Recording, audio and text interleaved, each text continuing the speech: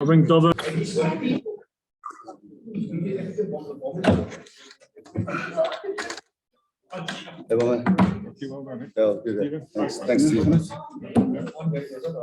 Merhaba. How are you, lads? You're right.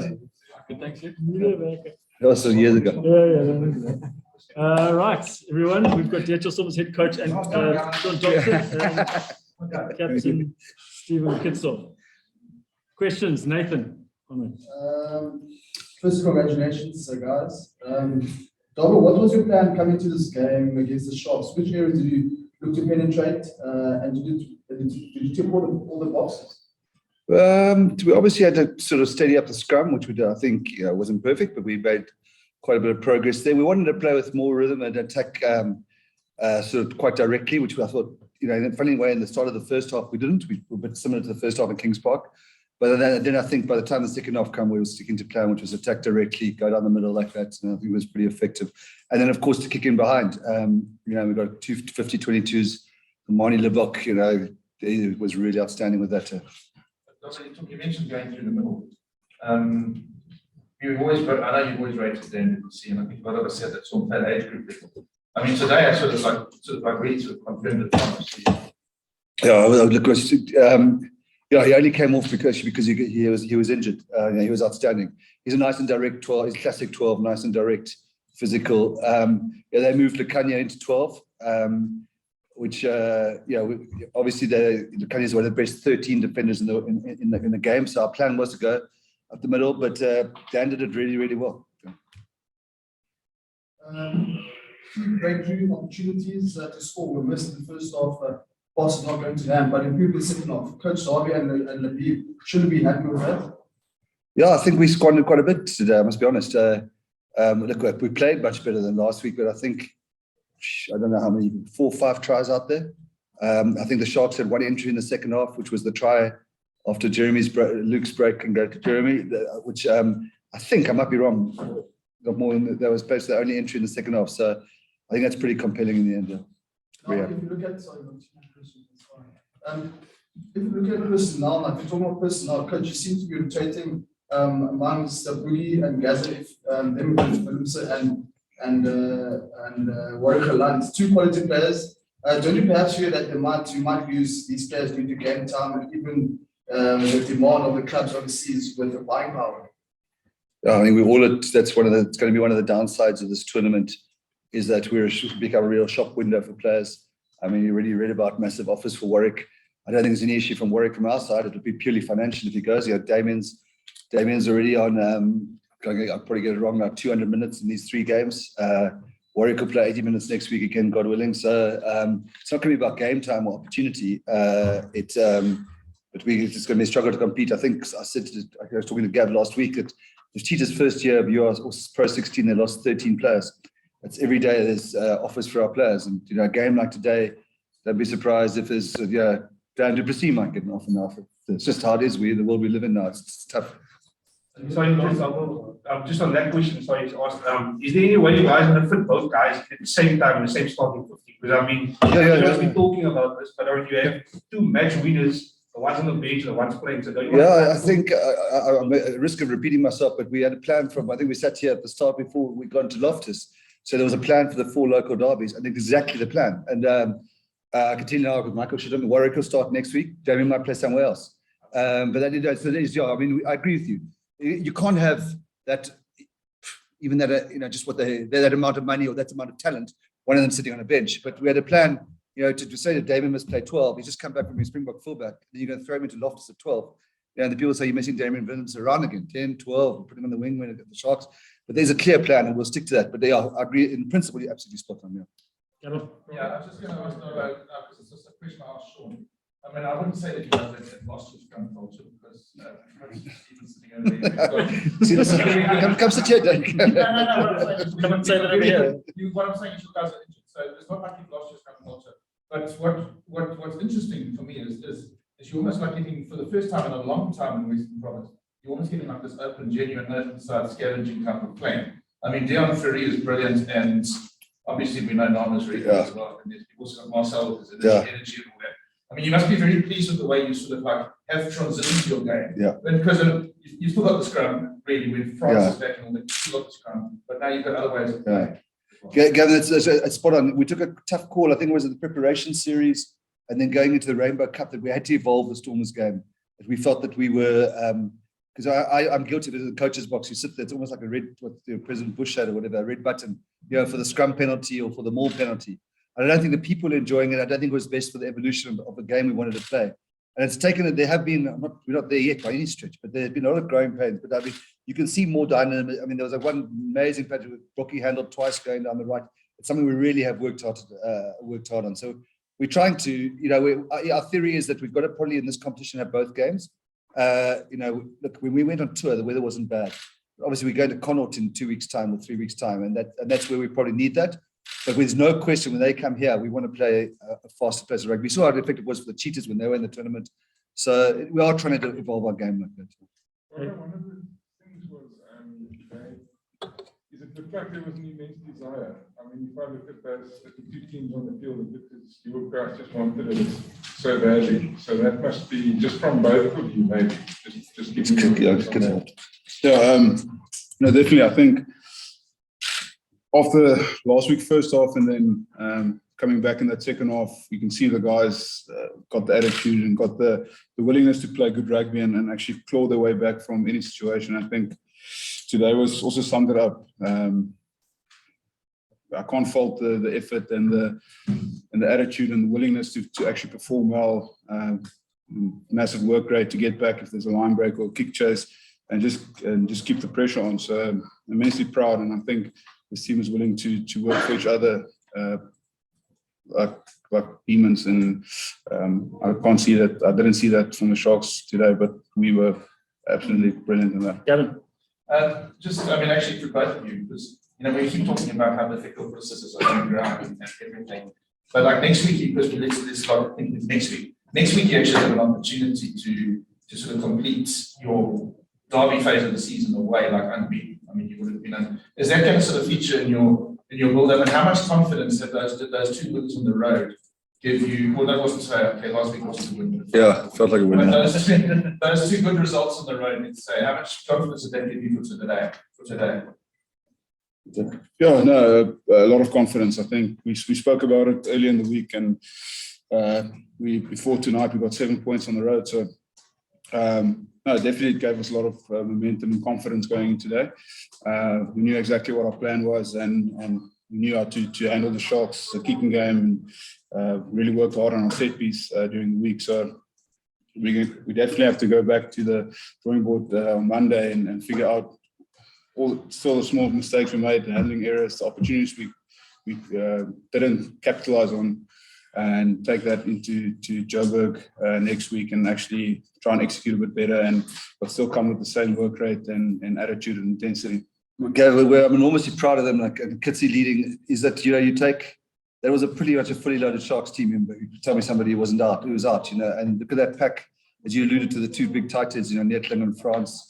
You throw in a Samar Marat as a starter. You've got Evan Roos as probably one of the better players in the competition. Junior Bokamela was going outstandingly. So it's 5 big, really good forwards. And they come in that pack. The last 3 weeks have just been, other than, we've had some trouble with scrum time, which is natural given those types. But I think it's a hell of a credit. And the way he leads doesn't stop. He doesn't think to himself, I'm a big Springbok, I'm getting a bit of pressure on the tighted side, or when a young pro, and they stay in the fight. I'm very proud of them. Kitsy, just personally, how did you feel in the scrum? I mean, AJ Jacobs penalized you a few times. I thought it was 50-50. Like, just tell us how did you, what is your assessment of how the scrum went today? Yeah, I think today we definitely built the innings. So I think we started off with a scrum penalty against us. But as the match went on, I think Skara and Brockie and back 5 all got confidence, and we actually started putting a lot of pressure on them. And towards the end of the game, we actually sealed a nice penalty for us that created like an opportunity. So I think the guys actually took a lot of confidence out of today. The Sharks packs is a Springbok front row. They're a very good quality team. But I think today was a big step up compared to last week, and we can take a lot of confidence into next week. It must be when you just have that early scrum and you have a guy that actually is holding ox, and it's just makes a statement. And I actually thought suppose I don't know that much about scrumming, but I thought the Sharks were actually scrumming early in the first half sometimes, and maybe they were a bit lucky not to, not to get a free kick or so against them.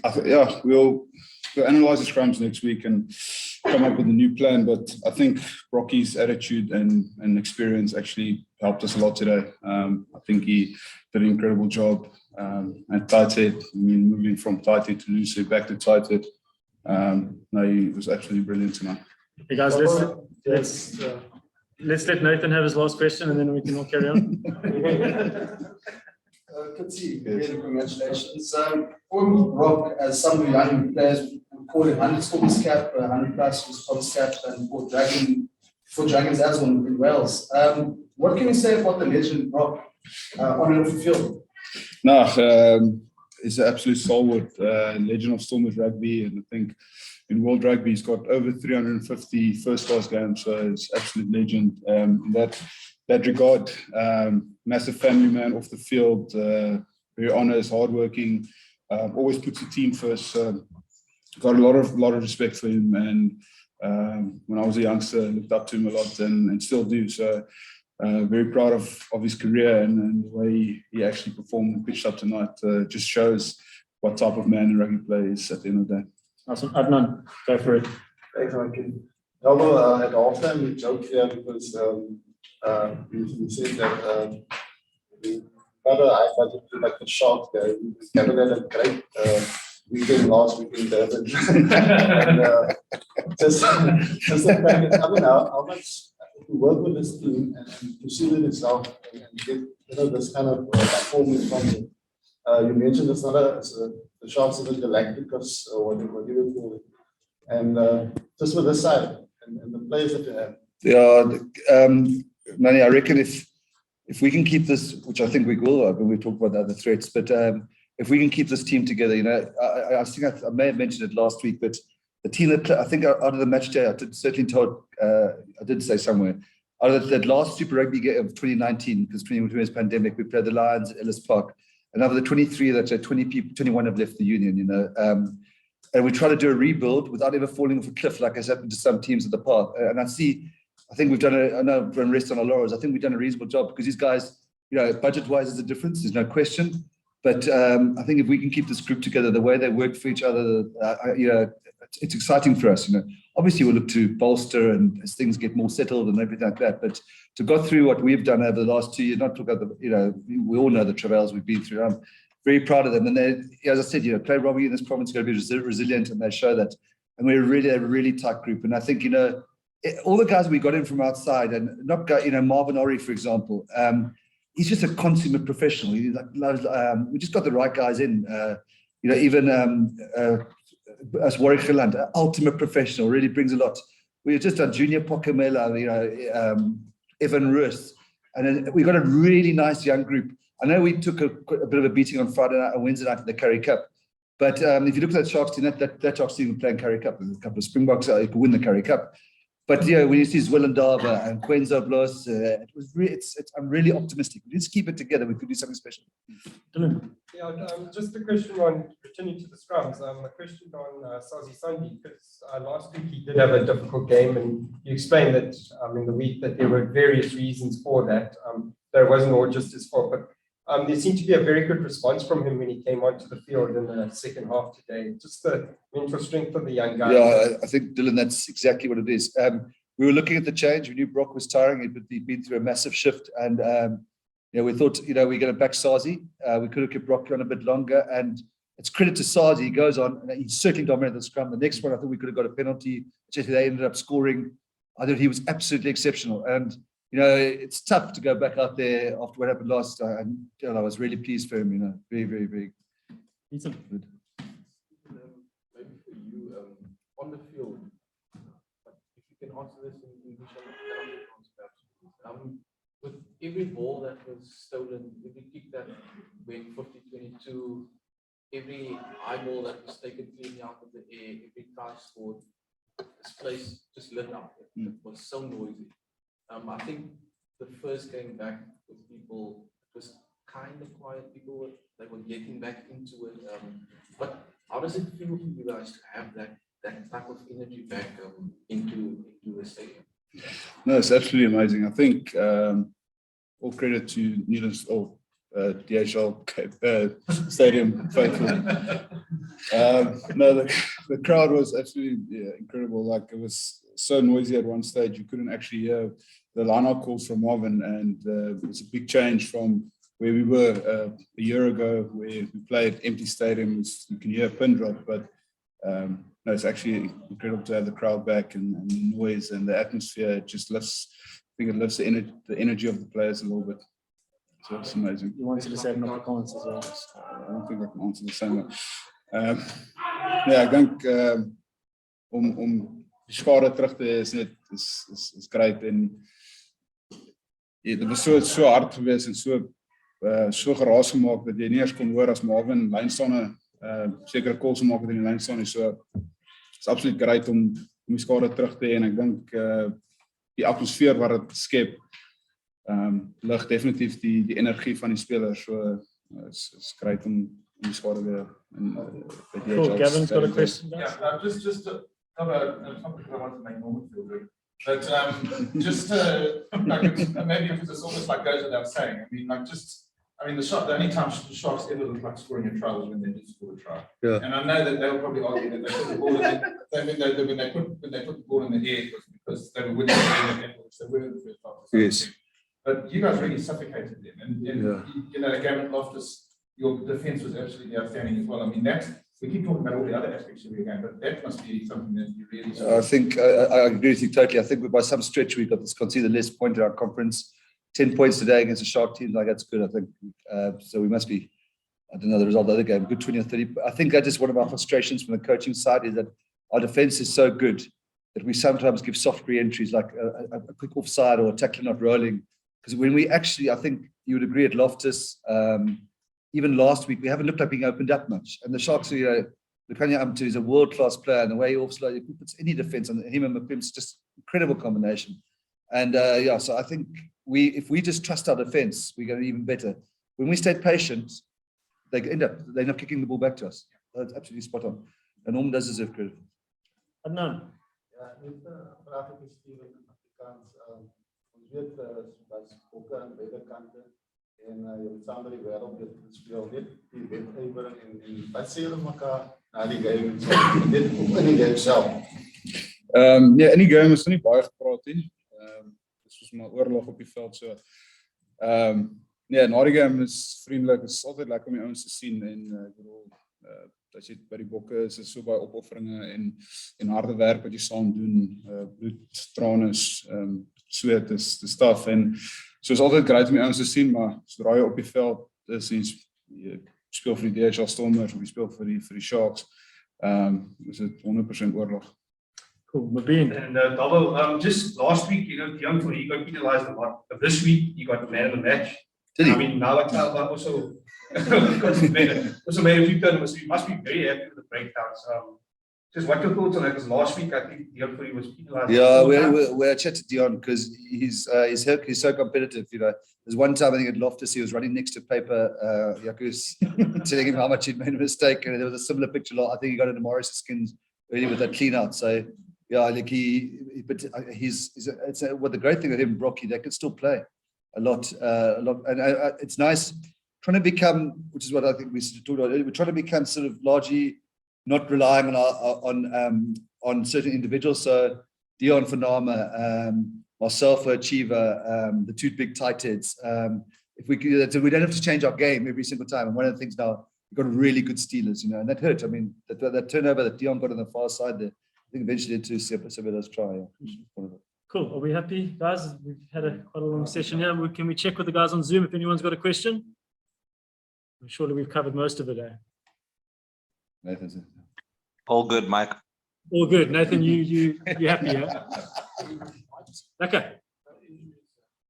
No, Dan just, I think, rolled an ankle, but it doesn't look too serious. That was about it. Sorry, for next week, because I mean, I didn't ask you about Milton during the week. Is Milton going to be back next week? Cannot. Yeah, he won't make next week. But the BAs and for Mark, a couple others are coming on strength now. Even the slips, how's he doing? Yeah, he's still a bit sore. I'm not sure he's available for next week. I'm not sure we want to, but because he's actually sore than we thought. It's taken a bit, maybe 1 week. Yeah, he's still quite sore. Cool. Nice one, guys. Enjoy your weekend. See you next week. Thank you, Steven. Cheers, Ella. Thank you. Month.